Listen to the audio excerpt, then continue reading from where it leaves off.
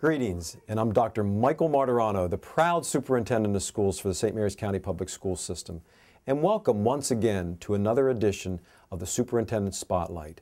This is an opportunity where we're able to feature and focus on all of our community partners, our students, and the accomplishments of our staff.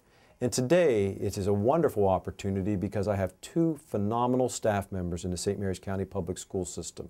I have Ms. Kim Howe and Ms. Peg Johnson. Both of them are very instrumental in carrying out our green focus, our green school focus in the school system. And today we're going to have a conversation about the school system's emphasis on our green focus within the St. Mary's County Public School System. So first of all, good afternoon to both of you. It's good to see you. It's good to be here. And Kim, let me ask if you would, just tell us your title if you would, what your position is within the school system so the community understands that. My title is within the Division of Supporting Services. I'm the Capital Planning and Green Schools Coordinating Supervisor, and it's a unique blend of being able to secure funding for the school construction program, but also leading our Green Schools program and working with wonderful coordinators like Peg Johnson in our schools, leading our Green School team. I've been teaching 27 years, and all except for 1 quarter has been at Spring Ridge Middle School. How about that? I didn't know that piece of it. I knew you've been teaching for quite a number of years, and that's wonderful because we have a lot of our teachers who work with us for extended periods of time and make great contributions to our students. And when Kim was introducing you, you were a science teacher, but you also have that label of Green School Coordinator. So we're going to get into this a little bit and specifically talk about the school system's focus on green schools. So Kim, I'm going to start with you. Tell us the very basics of green schools and why it's important for us as a school system to focus in on the Green School Initiative. Well, one of the things we've really looked at, we've been focusing on our Green Schools program for quite a few years, and we were green before green really became a initiative in the country. But what we do is we really have a two-pronged system. One of the things we want to look at is high-performance buildings, and we want our schools to become teaching tools. And we look at them from an energy enhancement opportunity as well from our operating budget. So we really have to look at changing the culture of the way we look at our buildings from energy conservation and changing environmental habits because we live in a very pristine community in St. Mary's County. So we want to look at that perspective first. The second thing we want to do is we want to look at it in terms of our context for learning and how we can look at our students and become ambassadors for the environment in the future. And we really want to look at how they can incorporate that. And what we have is the Maryland Green Schools Certification Program. And currently we have 52% of our schools, 14 out of the 27, have become Maryland Green School Programs centers, schools through the Maryland Association for Environmental and Outdoor Education. It's a rigorous program that takes 2 years of students, staff, and community working together. Spring Ridge Middle School was certified last year, and Peg has some wonderful things that she can talk to us about the school becoming a Green School certification. So we have several prongs of this. I mean, let's first of all, let's back up a little bit and go to a higher altitude. I think people need to realize that if you live in St. Mary's County, you cannot be in a more environmentally sensitive area in the state of Maryland than what I believe in terms of St. Mary's County, because we are truly in the bullseye of the watershed. Yes, absolutely. And so when we have the Patuxent and the Potomac all feeding into the Chesapeake Bay, it is very critical for our students and for our parents, for our community members to understand the impact of how that plays out as far as our basically the health of the bay, the health of the rivers that we have on both sides. And so we want to make certain that our young people are well aware of where they live and the focus on the conservation of energy, the focus on green schools, the fact of what goes into the bay and the pollution pieces and all of that. So the education component is absolutely critical, married with the changes that we put in as far as our designs of our buildings, making certain there's daylighting and energy efficient heating systems. So you've said a lot in your introductory pieces, and I wanted our community to understand that we are doing this to benefit our school system, our community, and changing culture of our students. So Peg, as a teacher in the school system and being defined as a member of a Spring Ridge Middle that is a green school. And we're very proud. And they're very proud. I noticed you got your green shirt on today. I did. I wore it special. Yeah, I'm glad. I got my green tie on, and we're all just green today. Talk about the role of the green coordinator, because this is a relatively new additional piece that teachers are doing in the school system. We have one in each school. Tell me about that role and exactly some of the things occurring in the schools. I think the Green School Coordinator in the building is sort of a liaison, bringing people and bits and pieces all together and helping all of the school system employees and the students and the staff and the community members understand that they all have a role and a place in this green school community.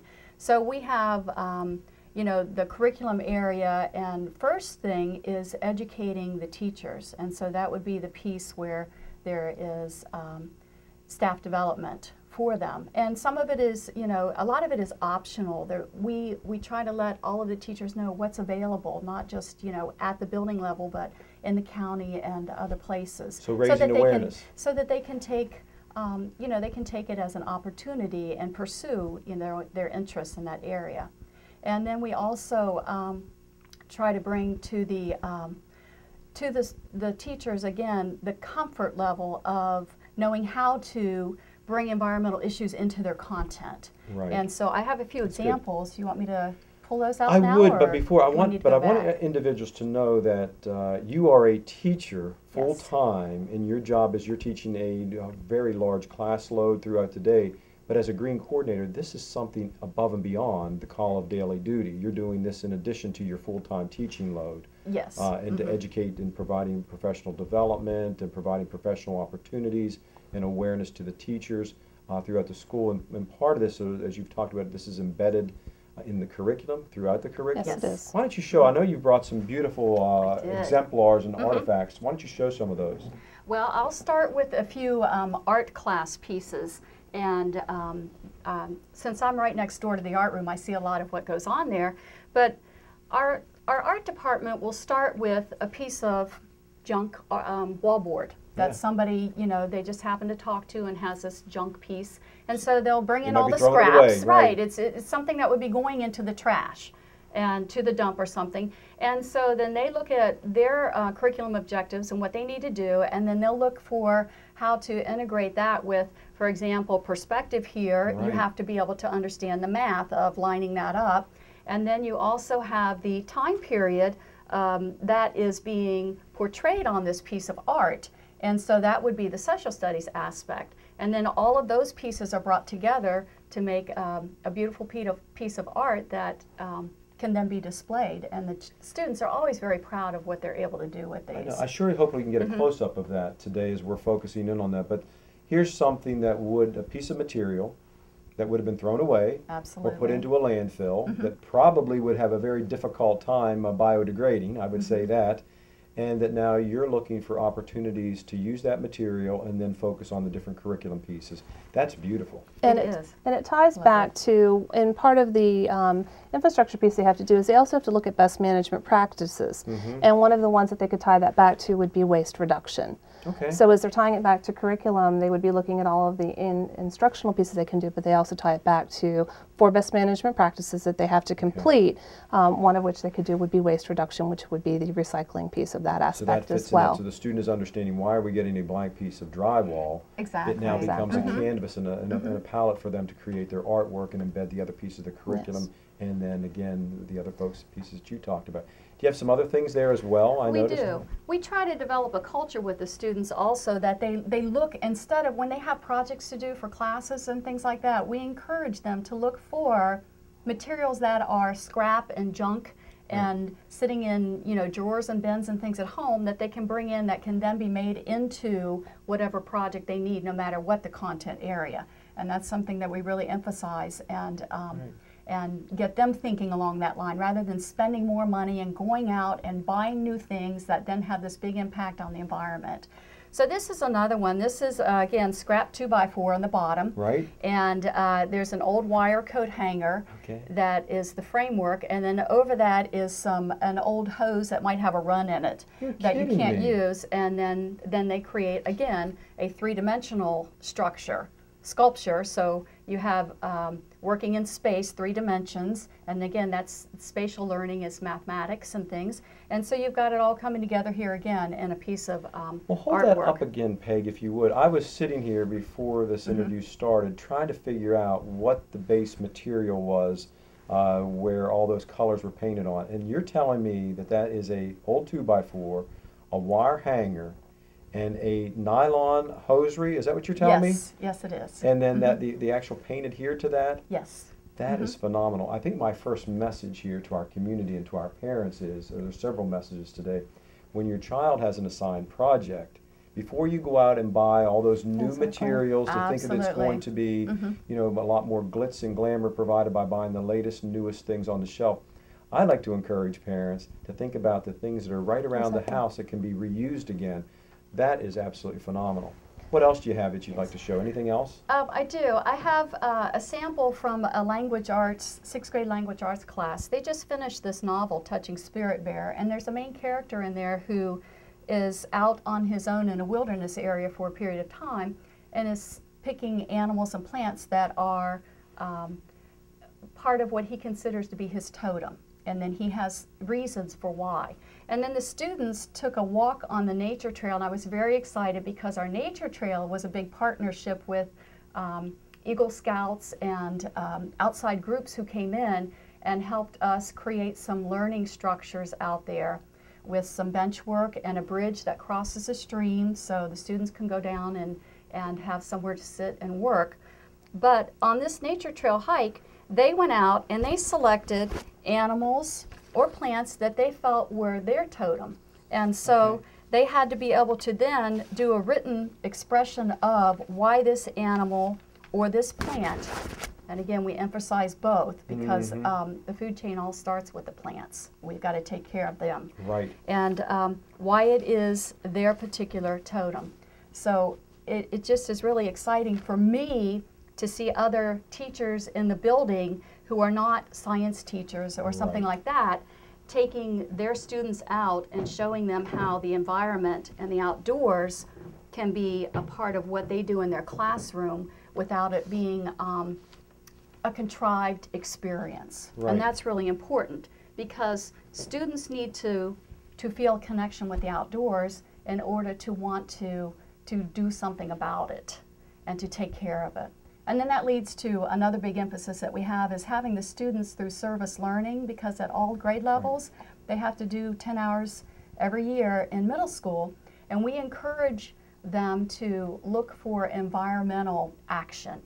And we have the National Junior Honor Society is working with the building service personnel in our building to work with the recycling and help them with that, because that's a big project. We have the SAIL classroom students are involved with recycling. At the media center level, which gets into money savings, we have the recycling of the ink cartridges, and we're getting back hundreds of dollars for recycling those. So that's being able to go back into materials of instruction and other things for students. So it kind of helps them understand, the students understand that when you take care of the environment and when you do things that are more related to recycling and things like that, that it's also becoming economically beneficial. So it's not anymore something that's just way out there. Exactly. It's actually something that is a part of what our culture needs to be as they grow up. And that's a very important part. It's a way of life. Yes, it's changing absolutely. culture, as Kim has said. And you know, you've said very, very important things, and I want to swing back and emphasize a couple of the points. As you know, I'm a former science and math teacher, and in many times when I was in the classroom, that oftentimes before this was really a strong emphasis as it is in this day and age, these kind of items were just relegated mainly to the science teacher. Yes. There was no connection made to the other content areas. But the importance of what you're saying is this is no longer just the focal point for a science teacher in the school. Everybody owns this. Exactly. And there's a wonderful book that I finished reading recently entitled No Child Left Inside. Absolutely. By Louv, I think, Yes. is the author. And there's that whole connection piece of saying, you know, when a student explores the outside, not to mention the healthy benefits for that, but just to understand that berries, the formation of pigments and inks and different things such as that, to understand where things come from. sometimes our students don't have the perspective to understand that a tree is then converted into wood, is converted, and all the reusable resources that we have, all those connections right in nature that we need to understand, and all of that is occurring. And what I'm very pleased to hear you say, that this is now economical. This is something that we should be doing as an extension of the work that we're doing with young people. And I'm all about the idea of reusing everything that we can and not buying and finding a necessary use. And I'll even tie it into a very macro piece of the school system that recently, we always take donations from businesses. Yes. And their trash is our treasure. We can reuse those items. Just had a gentleman who is getting rid of some power tools that we can use in the community. Things such as that. Again, reusing, saving money on the budget, and educating our young people at the same time. Now, Kim, I used that operative word. I was going to try not to say it was budget. I was going to say, there's a piece to this we need to speak ultimately, about. we're talking about what PEG is focusing on, the benefits, the educational, the intrinsic rewards for our young people, and the ability to be able to teach us in a very sort of transdisciplinary way. But from the economical point of view, talk a little bit about why this is important to the school system overall, because you're the one who monitors the electric bills, et cetera. Well, it is an important piece, and as Peg mentioned, the Green School Coordinator working with our students, it is about a culture of change. There is an environmental aspect to what we need to change, but we also have to worry about our resources in terms of the environment and our budget. And the coordinators have a very valuable piece to this. They work with our students. Our motto in the school system is work, live, and learn for tomorrow. Right. And we need our students to learn that electricity and our fuel resources are a valuable resource, but they also come with a budgetary aspect. Since we implemented our program in 2007, we have had a very successful ability to have an impact on the budget. We've saved about $1.6 to $5 million in avoided cost. That money has been able to come back to the operating budget as savings. So when we look at that $1.6 million, 68% of that is a direct result of electricity. And as a school system, we have an ability to change that culture easily. We can work with the students through the Green School Coordinators to remind everyone to turn off lights, turn off computers. We have so many computers in our system that monitors are an easy way, and the coordinators work with the students to remind them to turn off the lights, turn off the computers when they're leaving the room. And that one piece that the term called vampire load, just when you see those LCD lights going at night, that's all collectively pulling and draining electricity out. There's some simple numbers when you look at 1,000 computers. If we turn those off for one weekend alone, that's $2,200. Exactly. And if you look at how many weekends we operate in a school system. So we do have an opportunity to work to change that culture. Then it starts to transfer to their culture at home. If we start raising them now to turn off the lights, they'll do that at home, and then they'll continue to do it again. We do have a wonderful ambassador that works with us, and that's Watson, our ambassador. He's a wonderful turtle. We have community outreach that we do. Right. And it really does start to make a huge emphasis on what we're trying to do. When we start looking at it, we have a monthly bill, electric bill of $350,000. Right. Let's say that again. The school system's monthly electric bill is $350,000. Okay.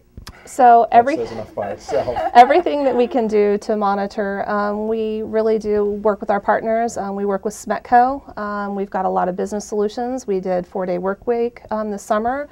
We did a curtailment program where we were able to meet demands for the school system in terms of a call when there was a need for reducing the power this summer. We were able to work with 13 schools. And just efficient materials, exactly. And equipment, and the solar panels at Carver. I was going to say, one of the big ones we did, we have a 500 kW solar panel array that's producing around 80% of the power at Carver. In Evergreen, our new school, every school we're building from here on out, because the older schools didn't have the benefits of the energy efficiency features that were in place at that time. We're now implementing all of those. So as a collective school system, we are truly taking this on. Well, Peg and Kim, I could talk, this could be a 2-part, 3-part series, just talking about all the different pieces of this. So as you can tell, we have a very robust green school program in St. Mary's County Public Schools.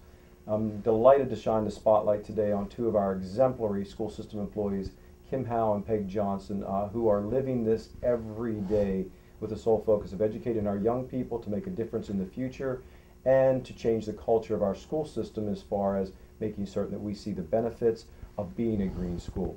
So thank you very much for tuning into this edition of the Superintendent Spotlight. I'm Dr. Michael Martirano, the proud superintendent of the St. Mary's County Public School System. Have a wonderful day.